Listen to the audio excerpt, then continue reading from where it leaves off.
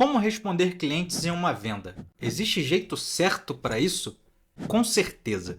E se você não responder do jeito certo, você corre o sério risco de atrasar a sua venda, de fazer com que ela demore mais do que deveria para acontecer.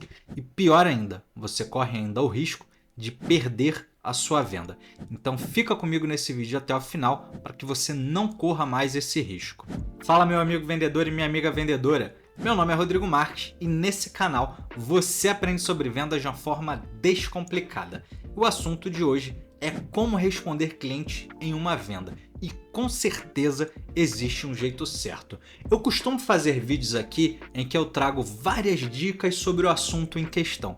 Mas nesse vídeo, nesse assunto específico, tem duas e apenas duas dicas que você precisa dominar para responder os seus clientes em uma venda do jeito certo. Então bora lá, sem mais enrolação. Dica número 1, faça uma pergunta depois de responder o seu cliente.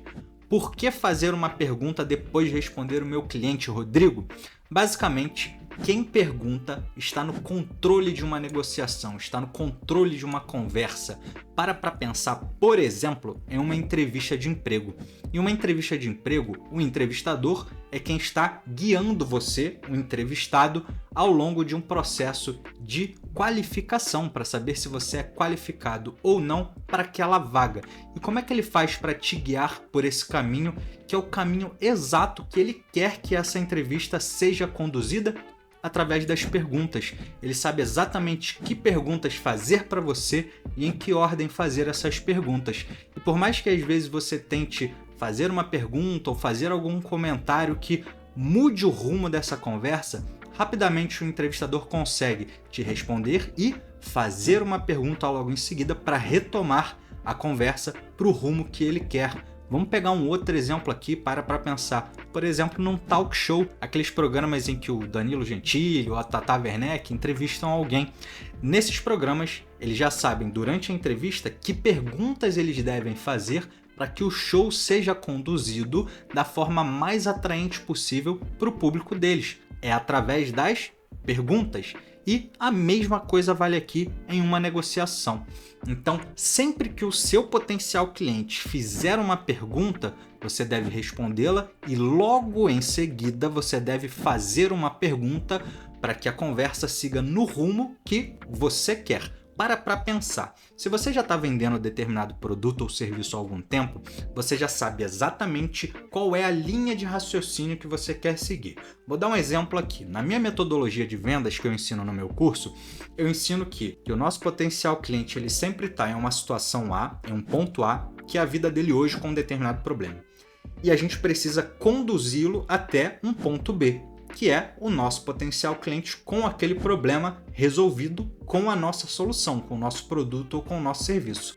Então eu já tenho claramente uma linha pela qual o meu potencial cliente precisa percorrer.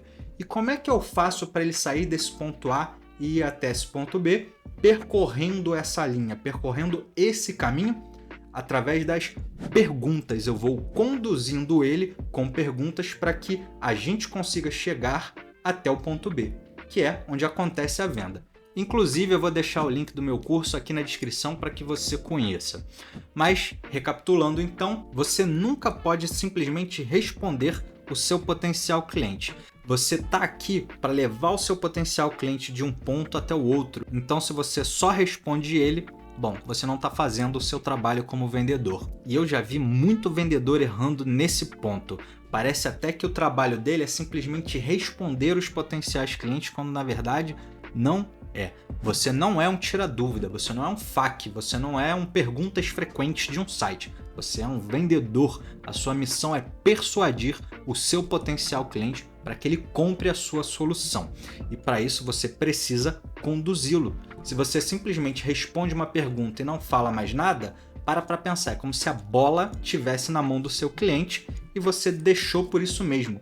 E não é isso que a gente quer. A gente quer sempre conduzir o nosso potencial cliente em direção ao fechamento. Mas bora lá, meu amigo vendedor, dá uma pausa rápida. Gostou dessa dica? Então já deixa o like, se inscreve no canal e deixa um comentário aqui, porque assim você ajuda muito o canal.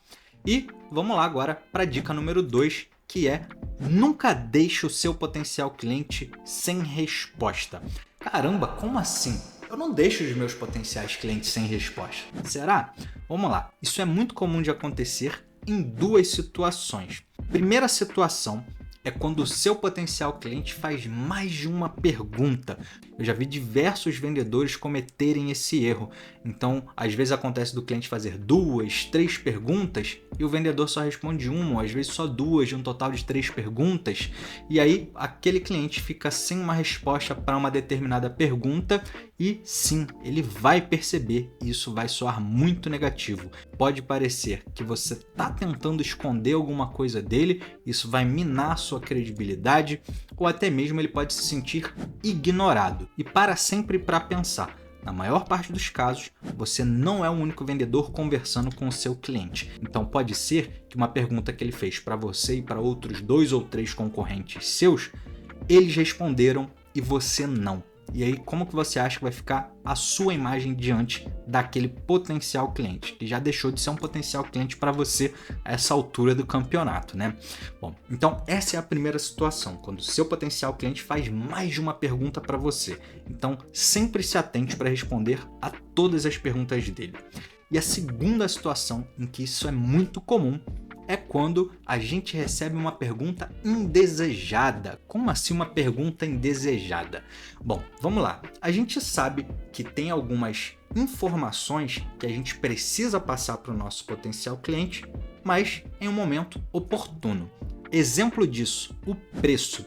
O preço, ninguém gosta de falar de preço logo no início da negociação, nenhum vendedor, né?